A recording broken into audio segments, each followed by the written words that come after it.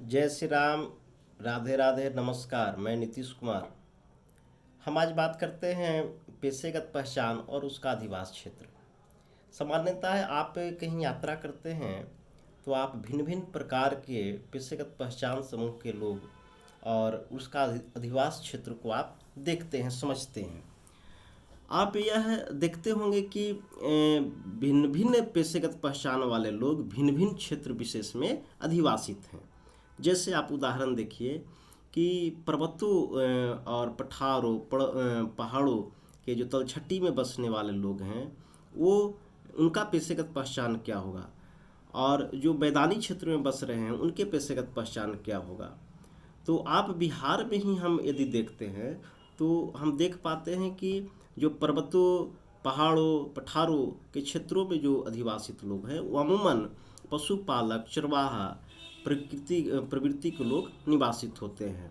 जैसे हम अपने क्षेत्र में देखें तो डीहा पहाड़ के इस ओर उस ओर गोले गोले आपको चरवाहे और पशुपालक पेशेगत समूह के लोग निवासित करते हैं, क्योंकि उनको उन पहाड़ों पर चारा के लिए और पहाड़ी जंगलों में चारा के लिए उनको सुलभ चीज़ें उपलब्ध आसानी से हो जाती है। फिर आप इसी तरह का उदाहरण बांके बाजार, इमामगंज डुमरिया के छकरबंधा, इमामगंज का लुटवा, ये सब जगह पर आपको जो पहाड़ी क्षेत्रों में अधिवासित हैं तो इसी पेशेगत समूह के लोग निवास करते हैं।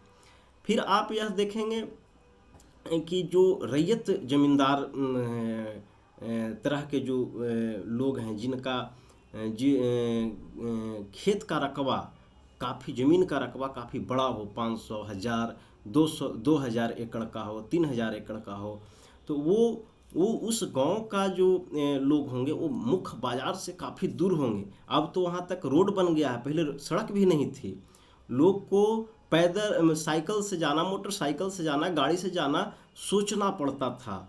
जैसे हम अपने गांव के क्षेत्र में, हमारा गांव है ददनापुर, डीहा गांव है, फिर इसके बाद चिरैला गांव है, फिर उधर गया से उधर जाते हैं गोह वाला क्षेत्र जो है, फिर जहानाबाद के पश्चिम का क्षेत्र है, जहानाबाद का पूरब का बीरा, बेला, भगवानपुर, आरीपुर, धरौत, ये सब जो गांव है, छरियारी जो गांव है, तो ये सब जो गांव है वहाँ पर आपको बड़े जो क्षेत्र हैं, रैयत क्या बोलते हैं, ज़मीन का जो रकबा है, तो ये काफ़ी दूर हैं, क्योंकि ज़मीन का रकबा जहाँ रहेगा वहीं पे इस तरह के पेशेगत पहचान के संबंधित लोग रहेंगे, क्योंकि ज़मीन है, उनको उगाना है, उसमें उनमें लोग। अब है कि वहाँ पर इस ढंग के तो लोग रहते हैं।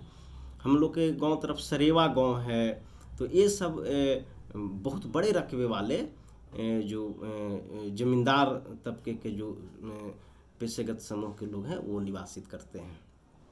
और इन जगहों पर इन जो रैयत बड़े जो किसान होते हैं, उस पेशेगत समूह के लोगों के हर रेवेन्यू विलेजेज, जो जैसे हमारा प्रखंड में 80 रेवेन्यू विलेजेज हैं, तो उसके एक बीघा भी होगा लगभग। गांव का जो इस ढंग के जो गांव होते हैं उनके एक बीघा होते हैं, और उस बीघे पर वो अलग रेवेन्यू विलेजेज नहीं होते हैं।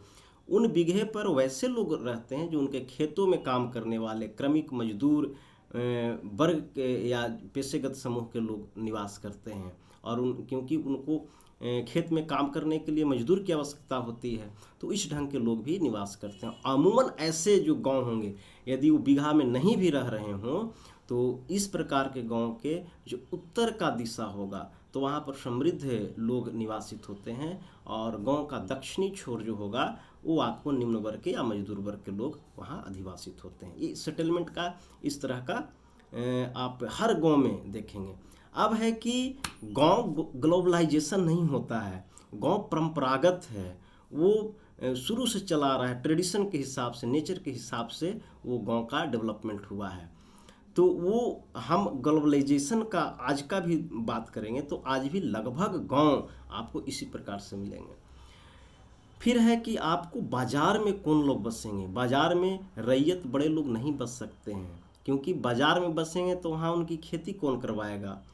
तो बाजार में लोग जो हैं वो आपको व्यवसाय से संबंधित लोग बसेंगे, नून धनिया मिर्चाई हल्दी बेचने वाले लोग बसेंगे।